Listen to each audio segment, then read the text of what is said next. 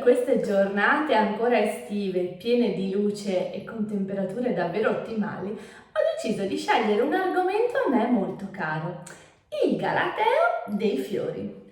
È un argomento molto vasto e probabilmente ne riparleremo, ma oggi vorrei parlare di cosa è bene non fare quando si sceglie e si regalano dei fiori. Ovvero per evitare che un gesto cortese e gentile possa in realtà trasformarsi in una gaffa. Come prima cosa facciamo attenzione a armonicità e omogeneità, siano essi per colore, quindi con un'unica scala cromatica, siano essi per tipologia.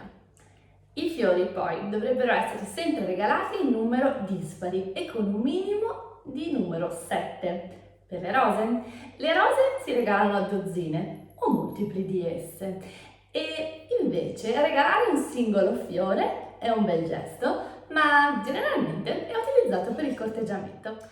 Il regalo più gradito per una padrona di casa quando riceve qualcuno è sicuramente un mazzo di fiori. Attenzione però, non regalare mai mazzi di fiori voluminosi in qualsiasi caso, eventualmente inviamoli tramite un fattorino e comunque l'invio tramite un fattorino il giorno precedente o anche il giorno dopo per ringraziare dell'invito è sempre un gesto molto cortese. È altrettanto molto cortese ed elegante inviare un mazzo di fiori anche qualora si dovesse declinare un invito oppure non si potesse partecipare a una determinata situazione, magari mandandolo proprio nel momento esatto della realizzazione dell'avvenimento. Alcune altre piccole accortezze sono legate ai fiori sintetici che sono assolutamente da evitare nei regali e anche al profumo dei fiori, quindi facciamo attenzione di regalare dei fiori che non abbiano un profumo troppo invadente, in particolar modo se magari li dobbiamo portare in dei contesti che non sono magari del tutto al 100%, come ad esempio magari una degenza in un ospedale oppure comunque andando a trovare una persona magari che non sta troppo bene. Ricevere dei fiori è una bellissima sensazione, ma non dimentichiamo mai di accompagnarli con una piccola dedica o un biglietto accompagnatorio. Questo è sempre molto un gesto, completo e molto gradito. Un'altra cosa da sapere è che i fiori non vanno mai rifiutati, quindi il galateo ci suggerisce di ringraziare sempre, qualunque sia il gesto, e di accettarli in qualsiasi occasione.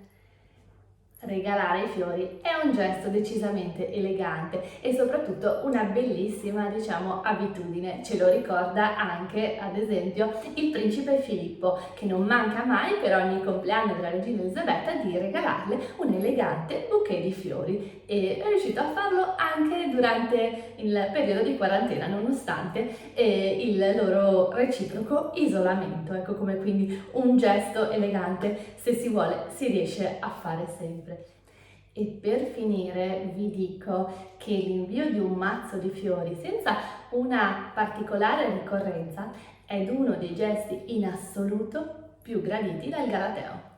Ed eccoci oggi alla fine di questa pillola del galateo dei fiori e prima di salutarci ricordiamo le 5 pillole che lo rappresentano, quindi quanti fiori regalare, quando regalarli, armonicità e omogeneità, ricordiamo sempre di accompagnarli con una dedica o un biglietto e poi anche di non rifiutarli mai.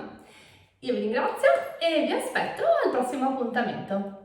Grazie, ciao!